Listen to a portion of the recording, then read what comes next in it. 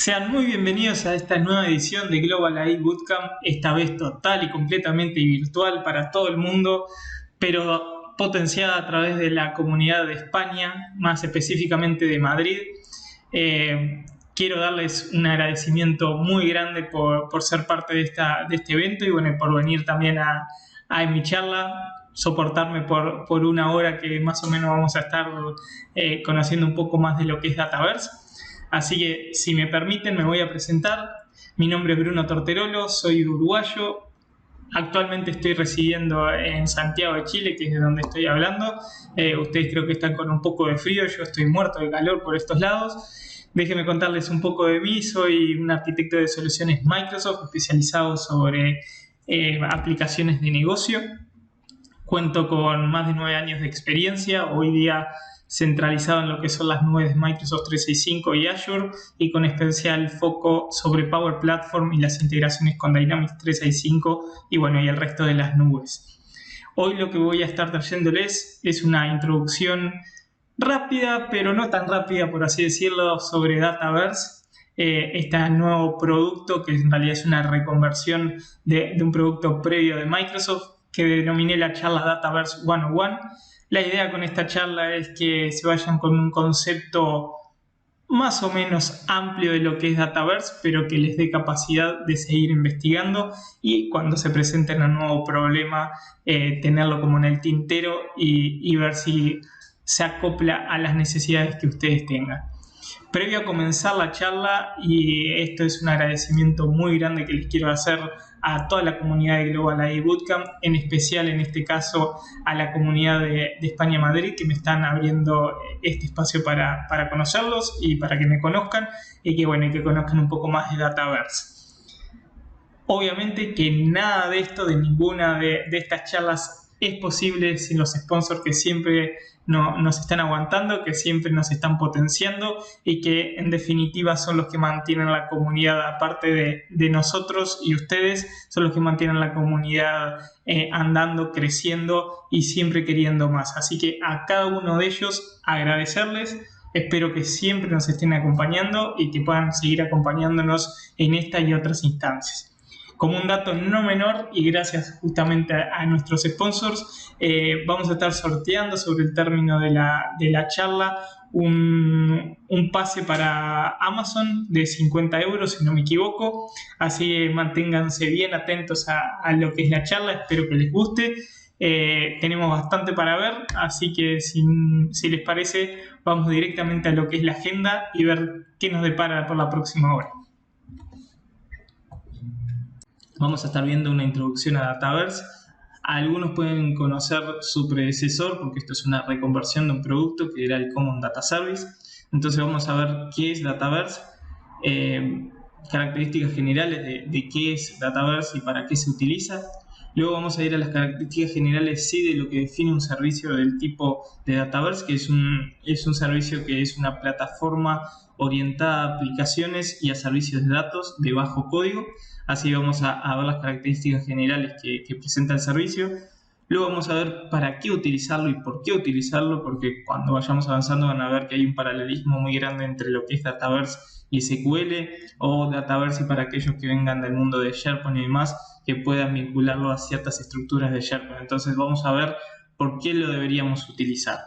Luego vamos a tener una demo que vamos a ver las principales componentes de Dataverse, que son los componentes claves para tener una idea general de cómo utilizarlo, cómo manipularlo y cómo explotarlo para cada una de nuestras aplicaciones.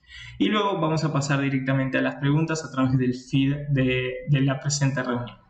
Así que vamos medio rapidito, pero constante. Bien, como les decía, Dataverse es una reconversión de lo que era el Common Data Service. ¿Cuál es el principal objetivo detrás de Dataverse? Ser un repositorio central de datos para aplicaciones de negocio.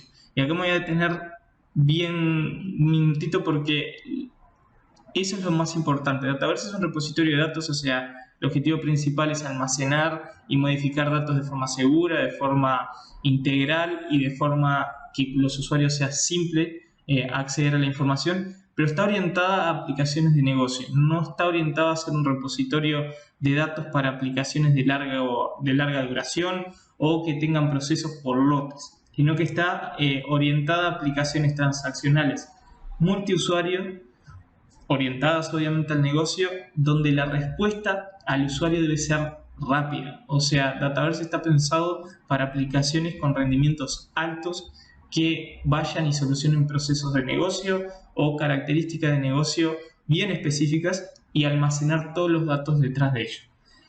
Eso no implica de que no se puedan tener aplicaciones o que no se puedan almacenar grandes datos, grandes cantidades de datos, porque en realidad las tablas que son inherentes a Dataverse permiten el almacenamiento de millones de registros, ¿sí? Una sola instancia de una base de datos de Dataverse permite hasta 4 teras de información. Como todo en Microsoft con lo que tiene que ver con lo que es storage, eso va creciendo, disminuyendo su capacidad en relación a la cantidad de cuentas o usuarios habilitados que tengamos en nuestro tenant, ¿sí?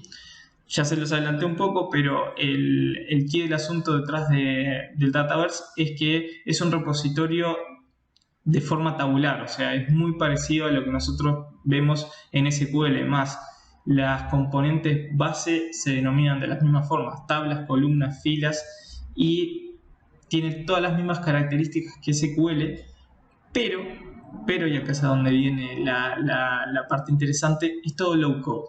Entonces no se necesita conocimientos de programación, no se necesita conocimientos de SQL. Todo se hace con lenguaje natural. Al estar embebido dentro de Power Platform, o sea, ser parte de Power Platform, eso nos permite explotar todas las bondades que tiene la plataforma y que tiene Microsoft, ¿sí? Y eso me da pie a ver las características generales. Vamos a ver las características generales del servicio a través de 5 puntos importantes, que es el almacenamiento, la data, la integración, la lógica y la seguridad. Como les mencionaba, esto está incluido en Power Platform, pero el almacenamiento se hace directamente en Azure. ¿Qué implica eso? De que todo lo que nosotros hagamos con el almacenamiento y toda la construcción y demás va a estar residido en Azure. Eso me permite crecer sin tener que hacer un mantenimiento porque es automático, pero tiene una característica un poco diferente a lo que sería tal vez generar un recurso de un SQL o demás. Es que Dataverse, si bien está disponible a nivel mundial, se implementa a nivel local o a nivel más que local por regiones, ¿sí? Eso quiere decir que nosotros podemos especificar qué data center va a almacenar nuestra aplicación, nuestro modelo, nuestros datos, para poder no solo mejorar el rendimiento, sino que también cumplir con posibles restricciones de residencia de datos. Eso es importante, lo vamos a ver en la demo en unos minutos. Referente a lo que es la data, vamos a verlo también en la demo, pero nos da una interfaz bien simple de uso, a diferencia de lo que vendría a ser en SQL y demás. Nos da una interfaz que permite interactuar, modificar y generar los modelos de los datos sin tener conocimientos de programación y todo a través del lenguaje natural, ¿sí?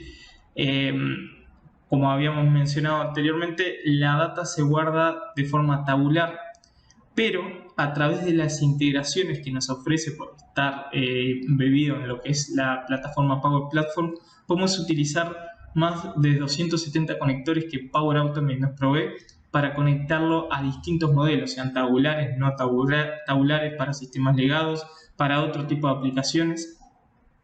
Y para aquellos que no sea suficiente esa integración por los conectores normales o los que podemos generar a través de Power Automate, también se cuenta con una REST API que nos da la posibilidad de explotar los datos y manipularlos como si fuera a través de la UI, pero desde otros sistemas. Hasta el momento me dirán, bien, sí, es un servicio de datos, pero ¿qué me da extra? O sea, ¿qué es lo que realmente me empieza a diferenciar? Y bueno, la diferencia nace a partir de las reglas o la capacidad de inyectar lógica al nivel de los datos. O sea, la lógica del negocio la podemos inyectar al nivel de los datos sin programar, ¿sí? Todo esto es low code con lenguaje natural, ¿sí? Esto nos permite tener un control cercano de los datos, de cómo se comporta, y obviamente eso tiene como consecuencia de que se mantiene y se conserva la integridad de los datos del negocio. que, como bien saben, en las aplicaciones de negocio son muy versátiles, hay muchos usuarios de distintos contextos que la utilizan, entonces el generar reglas de negocio que nos aseguren de que la aplicación y que los datos estén utilizándose de forma correcta es clave para que la consistencia se mantenga a nivel de las validaciones y demás. Dentro de eso se definen 4 secciones grandes de lo que es lógica de negocio inyectada a los datos. La primera son las reglas de negocio propiamente dichas, ¿sí? Estas reglas de negocio se inyectan a nivel de los datos a través de las columnas, tablas y demás, y nos permiten mostrar mensajes de error, de precaución, algunas validaciones primarias. Estas reglas de negocio se pueden aplicar a cualquier tipo de aplicación low-code, ya sea del tipo Canvas o Model Driven. Luego el segundo punto es procesos de negocio. Esto únicamente está disponible para aplicaciones Model Driven y la idea de esto es que sin importar qué usuario acceda, siempre va a tener que cumplir la misma secuencia de pasos. O sea, no me va a permitir ir y generar un flujo y ir primero con el paso 1 y después con el 5 y después volver al 3 y más. No, vamos a irlo haciendo bien secuencial y siempre validando la estructura de los datos que se van a ingresar. Luego, algo inherente por estar en Power Platform es la capacidad de ejecutar flujos a través de Power Automate o a través de condiciones específicas, vuelvo a lo mismo, definidas sobre el lenguaje natural, no se necesita código, sobre acciones que se generen sobre los datos, esto sin interacción necesaria de los usuarios. Y luego, para los que no es suficiente eso y tienen casos extremos, por así decirlo, o complejos dentro de la organización, también se puede inyectar lógica de negocio a través de código. Ahí tienen varias capacidades de utilización de Python, de utilización de Power Query. Eso va a depender un poco qué quieran hacer y hacia dónde apunten y los conocimientos que tengan. Por último punto, tenemos la seguridad. Ya dijimos que todo se almacena en Azure, por ende toda la integridad de datos, toda la seguridad de los datos está contemplada en una de las nubes más seguras que existen en el mercado, pero a su vez todo esto está dentro de un tenant de Azure Active Directory, entonces todo lo que es el control de acceso, toda la granularidad de seguridad que ofrece Azure Active Directory está embebida dentro de Dataverse. Algo interesante es que se definen 2 tipos de modelo de seguridad. Esto, para aquellos que vienen de la pata de SharePoint, lo pueden saber un poco más, que es el Manager Hierarchy, que eso es básicamente la base, o sea, es en árbol, o sea, definimos los niveles de seguridad en estilo árbol. Y si no, tenemos el Position Hierarchy, o sea, la jerarquía posicional, que nos permite ver el árbol de costado, o sea, a nivel de niveles. Eso, para las lógicas de negocio y demás, es lo que normalmente pasa, es que nosotros no vemos todo el árbol, no vemos todo cómo interactúa, sino que vemos un nivel e interactuamos con distintos nodos de esos niveles, ¿sí? Toda esta seguridad se puede especificar a nivel de filas y columnas. Eso quiere decir que la granularidad es al dato, ¿sí? O sea, se puede especificar información sobre el dato. Bien, por último, antes de irnos a lo que vendría a ser la demostración, vamos a ver el por qué utilizarlo. Lo voy a hacer bien rápido porque queda poquito tiempo, pero bueno, la idea detrás de Dataverse es tener un repositorio de datos muy similar a SQL en lo que es capacidades y bueno, estructuración, ya que es un modelo tabular lo que mantiene, pero sin tener conocimientos de código, o sea, es low code. Eso lo podemos hacer todo a través de una interfaz hecha para el usuario final, en donde con lenguaje natural podamos inyectar toda la lógica de negocio inherente. Que sea tabular, vuelvo a repetir, no quiere decir que no podamos trabajar con modelos no relacionales. Lo que permite Dataverse es importar a través de tablas virtuales, como se denomina, es una consideración tomada de Power BI, importar modelos de otros sistemas que tengan otro tipo de modelado de información relacional, no relacional, y trabajar de forma local e integrada con el modelo que nosotros hayamos definido dentro del ecosistema de Dataverse, ¿sí? Al estar incluido dentro de Power Automate, la integración con las aplicaciones de Power Apps es inherente, tanto es así que la única forma de hoy día utilizar Power Apps de forma offline es a través de la utilización de Dataverse. Entonces las capacidades offline es inherente a la utilización de Dataverse, ¿sí? Luego, al estar dentro de Power Platform, al estar dentro del ecosistema de Microsoft, ya tiene características de inteligencia artificial inyectadas en el modelo. Lo vamos a ver en la demo, pero se generan varias estructuras por detrás del modelo que nosotros vemos para poder explotarlo y hacer análisis de datos de forma rápida. Vuelvo a lo mismo, sin código, a través de Virtual Agents o a través de la eBuilder, que nos permita mejorar nuestras aplicaciones, sacar reportería, tomar decisiones de negocio, interconectarlo con las capacidades de generación de flujos automáticos a través de decisiones que nosotros podamos poner a través de un bot, que podamos poner a través de inteligencia artificial específica sobre los datos. A su vez ofrece reportería básica, pero puede ser explotada a través de Power BI. Tiene una característica de que cuando nosotros generamos una nueva instancia de una base de datos de Dataverse, se genera un data lake asociado a dicha instancia, entonces podemos procesarlo e interconectarlo a arquitecturas mucho más complejas si fuera necesario, ¿sí? A su vez cuenta con las capacidades de tener una API, de tener una característica de desarrollo para aquellos que deseen extender el modelo o extender las capacidades a otros sistemas. Ya sin mucho más tiempo que tenemos, vamos a pasar directamente a la demo.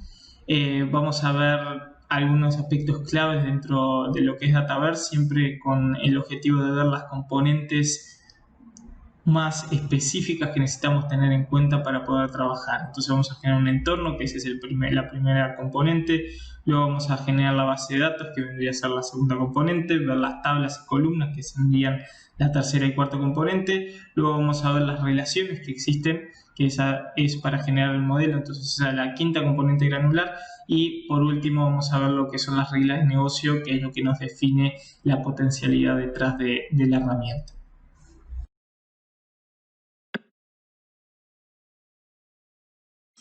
Bien, para comenzar con la demostración, lo primero que vamos a hacer es generar un nuevo entorno en donde luego crearemos nuestra base de datos de Dataverse.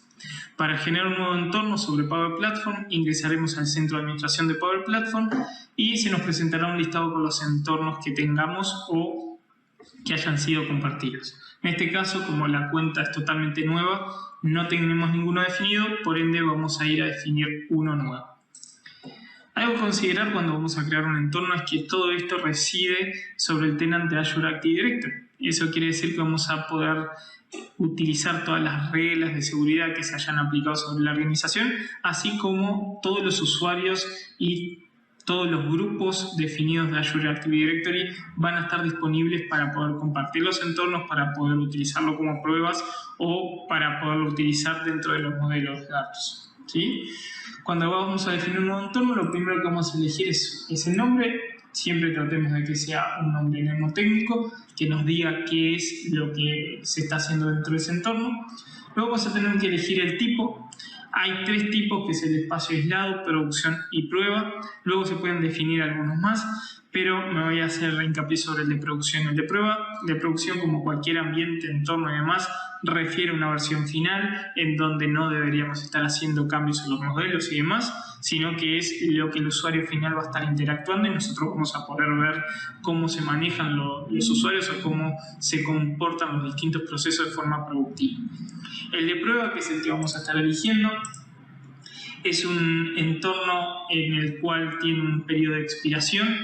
30 días es el periodo de expiración y que nos da la capacidad de migrarlo o pasarlo a un ambiente de producción en caso de que ya finalicemos con el desarrollo y con la definición de todas las reglas de negocio que tengamos que definir sobre el modelo o sobre las explicaciones. Luego, como tercer punto, es definir la región. Cuando nosotros definimos la región, va a definir qué data centers se van a utilizar para almacenar nuestros modelos, datos, aplicaciones y todo lo que definamos sobre el entorno. Esto es de especial cuidado al elegirlo, no solo por temas de rendimiento, sino que pueden haber organizaciones que no tengan habilitados, por ejemplo, tener determinada información en data centers de Estados Unidos o Europa o demás. Entonces, esto es de vital importancia relevarlo previo a la generación de un entorno, porque luego de que lo definamos no lo podemos cambiar. Tenemos que reestructurar todo el entorno y, en caso de ser necesario, migrar la información. Luego tenemos un cuadro para poner la finalidad, un cuadro de descripción básico, y luego tenemos la opción de generar una base de datos para este entorno. Estas bases de datos se definen como bases de datos de Dynamics. Mi cuenta no cuenta con el licenciamiento Dynamics, por ende no vamos a estar generando una base de datos específicamente para el entorno. Hagamos la diferencia de que es una base de datos de Dynamics, no de Dataverse, sino que es específico de Dynamics. La acción de generar uno puede demorar unos minutos, eso va a depender un poco de qué tanto estemos haciendo, pero una vez que se genera, vamos a tener dentro del listado de entornos todas las propiedades generales del entorno creado. Y en caso de seleccionarlo, podemos convertirlo a uno de producción. Bien, una vez creado el entorno, nos vamos a dirigir a Power Apps para poder crear nuestra base de datos de Dataverse. Antes de comenzar, lo primero que tenemos que hacer es fijarnos en que estemos parados sobre el entorno correcto, en este caso el entorno test, y luego nos dirigiremos a la pestaña de datos y a la opción tablas. Cuando ingresamos a tablas, como es un nuevo entorno en donde no hemos generado ninguna base de datos de Dataverse, nos va a dar la opción de crear una nueva base de datos. Al crearla vamos a tener que especificar cuál es la moneda que vamos a utilizar. En este caso vamos a utilizar dólares. Y el lenguaje que se va a utilizar para el modelo y para todas las entidades o tablas, como se denominan, que componen en el Dataverse. ¿Sí? En este caso lo vamos a dejar en inglés. Y a su vez nos da la característica de incluir ciertas aplicaciones y ciertos datos de prueba que nos permitan ir mejorando el modelo o ir entendiendo cómo son las relaciones de cada una de las entidades que se quedan por defecto, y otras aplicaciones que son de uso cotidiano, por así decirlo, dentro de una organización. Esta opción sí va a demorar unos cuantos minutos y lo más seguro es que les aparezca un mensaje como de error. Luego de que pase ese mensaje de error, se les va a recargar la página y van a ver el modelo.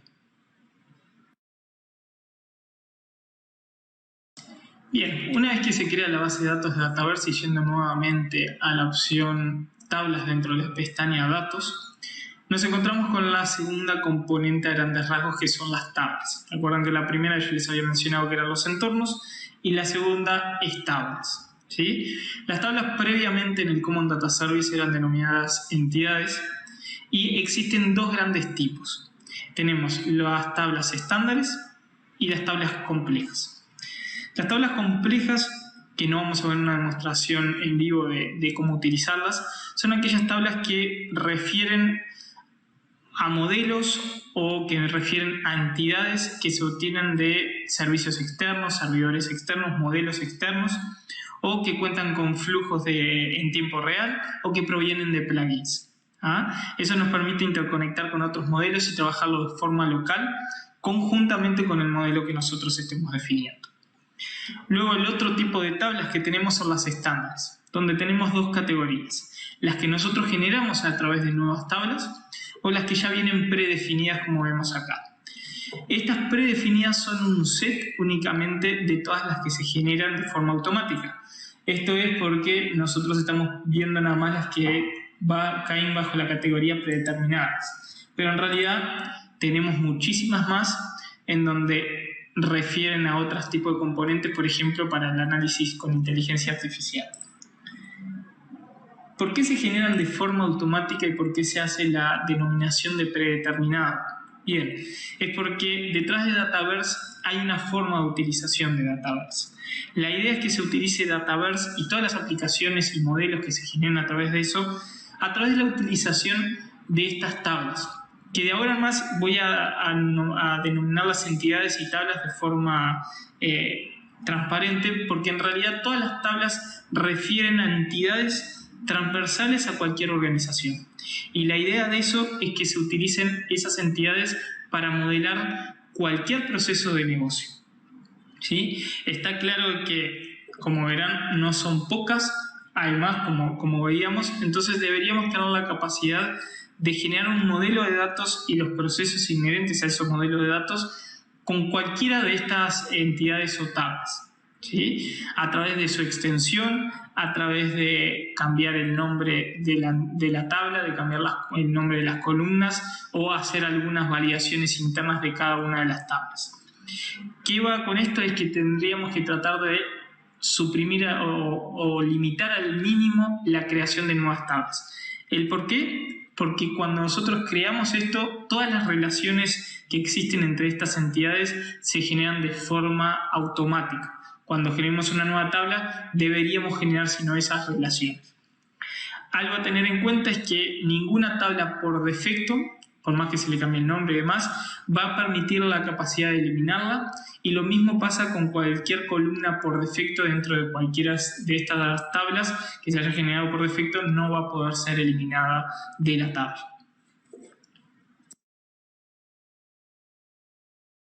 Bien, luego de haber dejado en claro que tenemos que generar los modelos a través de las tablas predefinidas, vamos a ir a pecar un poco y generar una nueva tabla de cero, ¿sí?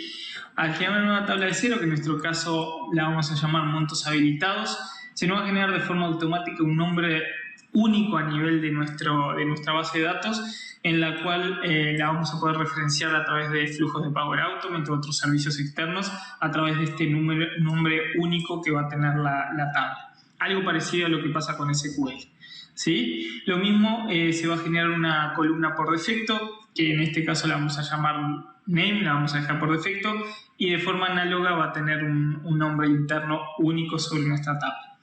Luego vamos a tener la capacidad de habilitar adjuntar archivos a cada uno de nuestros registros, en este caso no lo vamos a hacer. Y tenemos más opciones. Opciones básicas de descripción, poner la descripción de la tabla. Opciones de qué tipo de tabla estamos eligiendo. Tenemos la tabla estándar o aquellas tablas que permiten tabla de actividades. Eso quiere decir que podemos generar una tabla para el registro de actividades, o sea, flujos, tareas y demás. Esto nos va a definir qué tipo o qué columnas de forma automática se van a generar. Luego tenemos lo que es la propiedad. O sea, la propiedad es quién es el dueño de la tabla. Eso va a definir quiénes van a poder generar los registros, quiénes van a poder editar las características de la tabla y demás. Tenemos dos opciones, que es usuario o equipo. Esto refiere a los usuarios de Azure Active Directory, o la organización, o sea, general. Luego tenemos capacidades de colaboración. Tenemos varias opciones, ¿sí? Hay algunas que luego de seleccionadas, que son aquellas que aparecen con un asterisco, no se puede deseleccionar, por así decirlo. Algunas importantes son de que se les permita comentarios sobre la tabla. Esto genera un campo de comentarios a nivel general. De que se le permita guardar los datos adjuntos o los datos que se asocien al registro de la tabla directamente en un sitio de SharePoint. Y hay varias más de las opciones. Luego tenemos la capacidad de interacción y creación de elementos. Esto nos va a permitir crear tal vez formularios con Power Apps de forma automática a través del modelo de la tabla que definamos. Y luego las capacidades de trabajo sobre la tabla sin conexión. En nuestro caso no vamos a cambiar nada, vamos a dejar todo por defecto y vamos a generar la tabla montos habilitados. La generación de una tabla se hace en varias etapas. Como verán, se genera de forma automática la tabla con la columna predefinida, pero sigue siendo generada más información. ¿El por qué? Porque como verán, en realidad se generan múltiples columnas. Ya que estamos hablando de columnas, este es la tercera componente granular de Dataverse, las columnas, y como verán, y como pasa en cualquier otra cosa, ya sea Excel, ya sea SQL o cualquier otro sistema de entidades tabulares, van a tener un tipo, van a tener una capacidad de ser obligatorios, opcionales o inclusive ocultos, y bueno, con eso vamos a poder ir generando las distintas entidades que necesitemos en cualquier organización. Nosotros vamos a centrarnos solamente en las personalizadas, así tenemos una visión más acotada de lo que es nuestro modelo. Bien, continuando con el ejemplo, vamos a ir y agregar dos columnas. La primera va a ser la columna habilitado, que va a ser del tipo sí o no, con el valor predeterminado o no, y la vamos a marcar como requerido. Luego la segunda columna va a ser la columna monto, que va a ser del tipo moneda, y la vamos a dejar como opcional. ¿sí? Como verán, están marcadas con negrita porque aún no hemos guardado los cambios, por ende siempre guardemos los cambios cuando generemos una nueva columna. Al guardar los cambios, vamos a ver que se generan otras columnas que refieren a relaciones del tipo moneda. ¿Qué significa esto? Que al haber creado monto como el tipo moneda, se genera una relación de búsqueda a la entidad currency, a la entidad exchange rate y a la entidad monto base. Esto es para tener características de moneda sobre el campo, ya sea visualizaciones como tenemos en Excel de que se ponga rojo, de que podamos hacer una comparación entre distintas monedas y demás, de forma nativa dentro del modelo.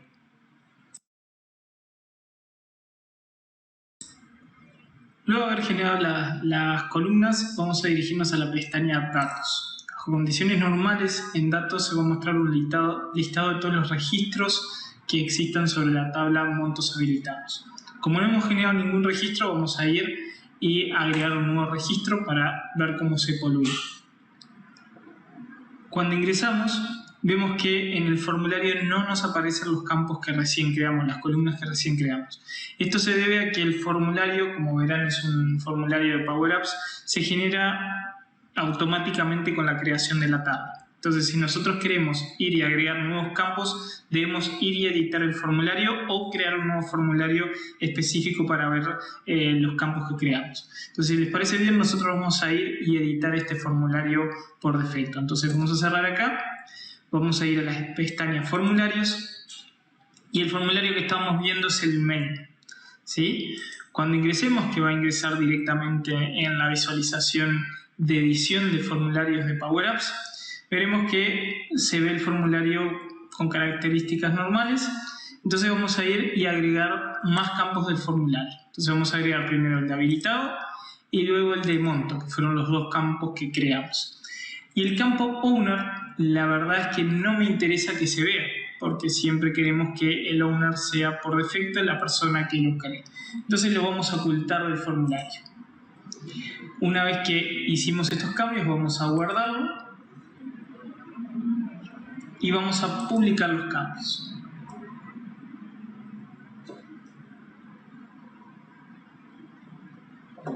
Una vez que está publicado, volvemos, vamos a la pestaña Datos, actualizamos los datos, vemos que aún no tenemos ninguno y vamos a ir a agregar un registro. Puede demorar un rato en aplicarse, como vimos acá, pero si cerramos nuevamente y vamos nuevamente a agregar registro, debería aparecer el formulario como nosotros lo editamos, ¿sí? Como vemos, tenemos los tres campos. Entonces vamos a generar un nuevo registro para ver cómo se ve en la pestaña de datos, ¿sí? Vamos a guardarlo y cerrar. Esto vamos a tener que siempre actualizarlo cuando generemos un nuevo registro. Entonces actualizamos los datos y vemos que la vista por defecto solo tiene el nombre y el creado. Entonces nosotros queremos ver los otros campos que creamos. Por ende vamos a ir a vistas y recrear algo parecido a lo que era formularios. ¿Cuál es la vista por defecto que tenemos en datos? Es Active Montos Habilitados. Entonces vamos a ingresar y de forma muy parecida a lo que era agregar las columnas para el formulario, vamos a agregar la columna habilitado y la columna monto. La vamos a ordenar un poquito para que el creado pase a último lugar. Y esta va a ser la visualización por defecto que nosotros vamos a querer ver en datos. De forma análoga vamos a guardarlo y vamos a publicarlo.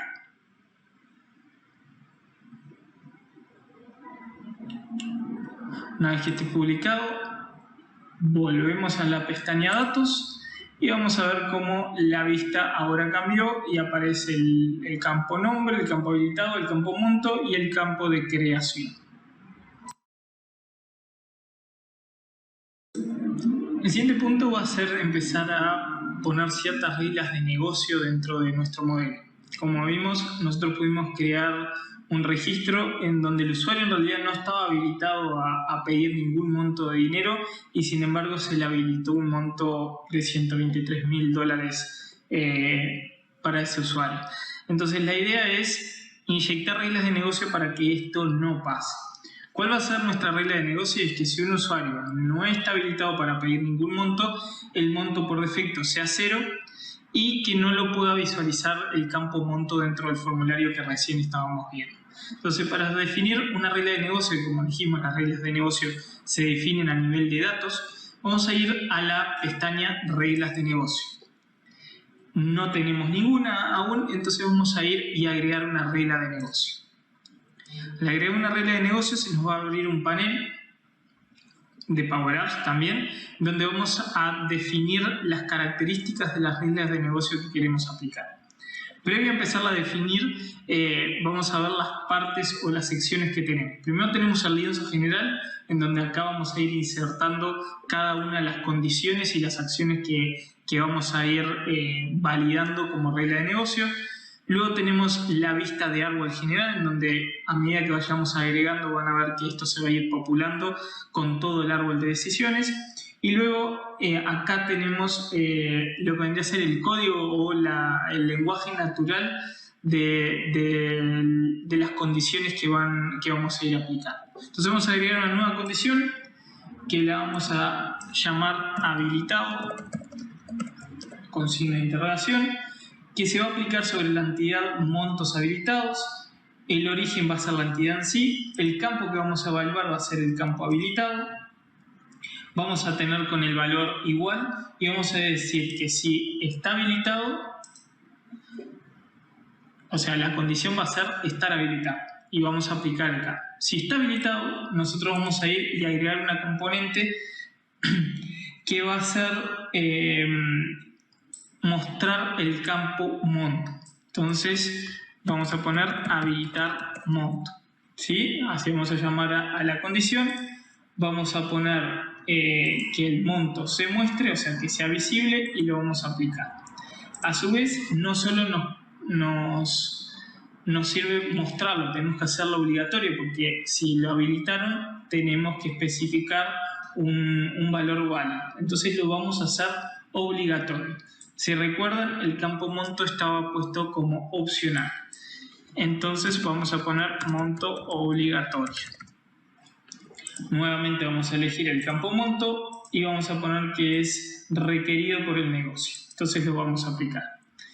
¿Qué pasa si no está habilitado? Si no está habilitado, lo primero que quiero hacer es que no se vea el campo monto.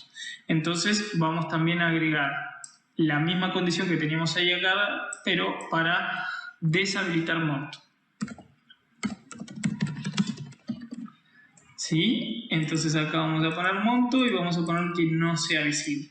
Y a su vez, si no está habilitado, el valor por defecto que tiene que tener el campo monto tiene que ser 0. Entonces acá ponemos monto en 0.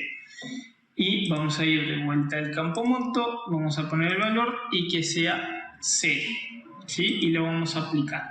Como verán, se populó acá el árbol de decisión. Vieron que es un árbol que lo achica para tener una visión más general.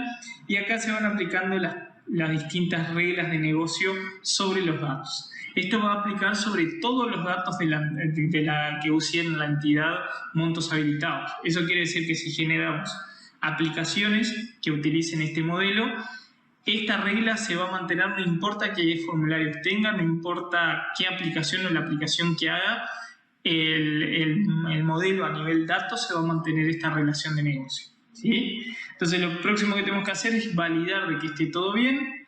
Algo que me faltó es que vamos a renombrar esto, que es habilitar monto, le vamos a llamar a la regla de negocio.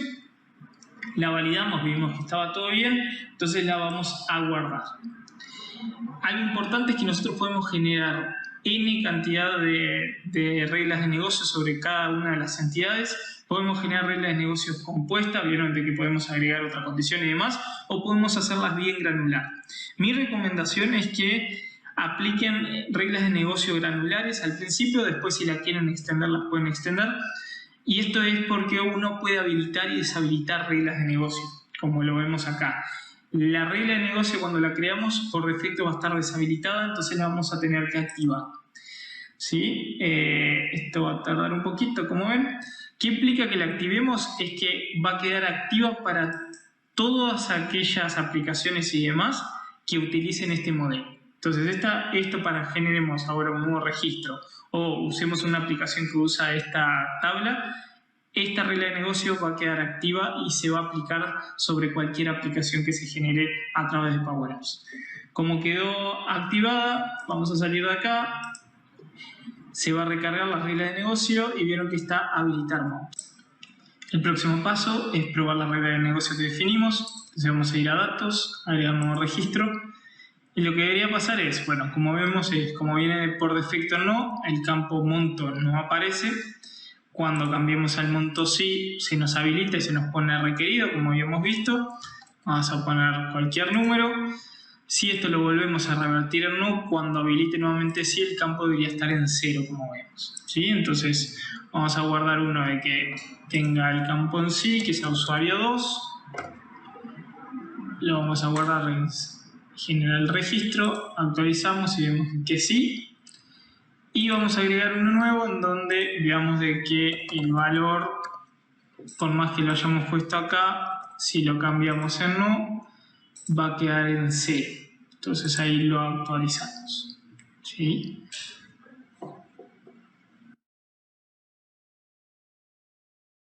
Como último punto y para ir finalizando con la demostración, vamos a hacer una importación de datos desde un Excel y vamos a ver cómo se aplican las reglas de negocio que recién definimos a datos que vengan mal, por así decirlo, del origen. Entonces, yo acá ya tengo un Excel generado donde tiene 3 columnas básicas, donde dice nombre habilitado, que es un true o false, y un monto. Como verán, en el usuario 8 yo puse que no está habilitado y le puse igual un monto. Entonces, lo que debería pasar es que cuando lo cargue, mantenga el habilitado en false y esto me lo ponga en 0. Si les parece, lo cerramos y vamos a ir a obtener datos y obtener datos desde Excel. Esto es un poco lento, esto demora en cargar, así que vamos a hacer un fast forward.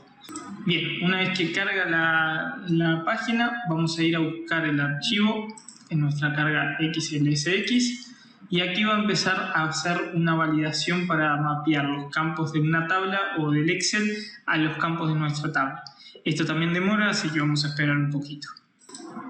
Cuando las columnas no tienen el mismo nombre, como en este caso, porque si hubiera querido que tuvieran el mismo nombre tendría que haber usado el nombre interno que hoy estábamos viendo con el campo nombre, por ejemplo, me va a aparecer este error, de que existen errores de asignación.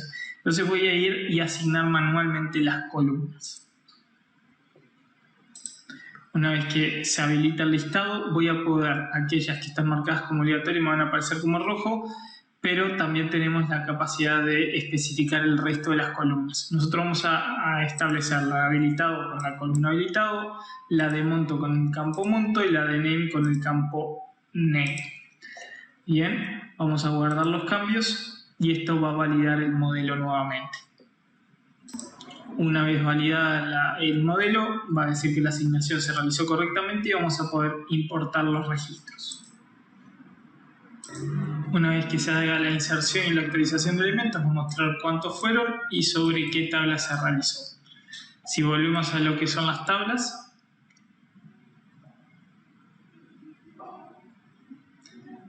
y vamos a montos habilitados, en datos veremos los registros nuevos y se acuerdan que el usuario 8 decía no y tenía un valor, ven cómo se aplica la regla de negocio sobre el registro.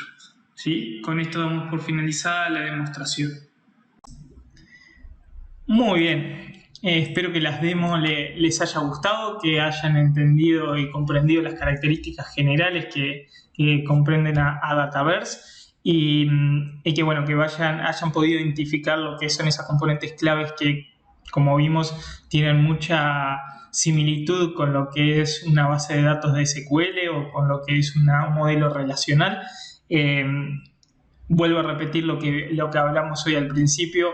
Dataverse está orientado a las aplicaciones de negocio, o sea, no lo pensemos como una utilidad o como un programa, un servicio válido para aquellas aplicaciones de grandes tiradas o por lotes, sino pensémoslo para aplicaciones rápidas que necesitemos poder implementar cambios y reglas de negocio de forma constante, y sobre todo que se pueda potenciar al usuario final y que no todo dependa de TI, sino que ustedes tengan el control como usuarios finales de las reglas de negocio y de sus datos inherentes. Ahora vamos a abrir la parte de preguntas. Entiendo que sobre el fee ya pudieron ir haciendo todas las preguntas que querían.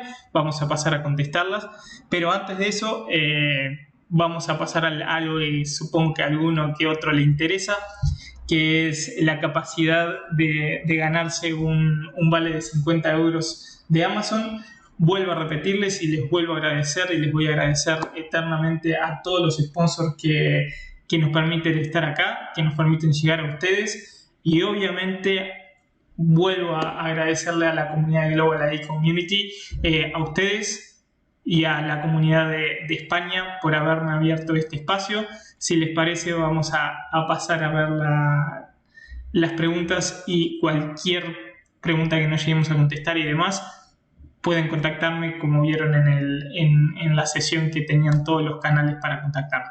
Nuevamente, muchísimas gracias y espero cruzarlos nuevamente.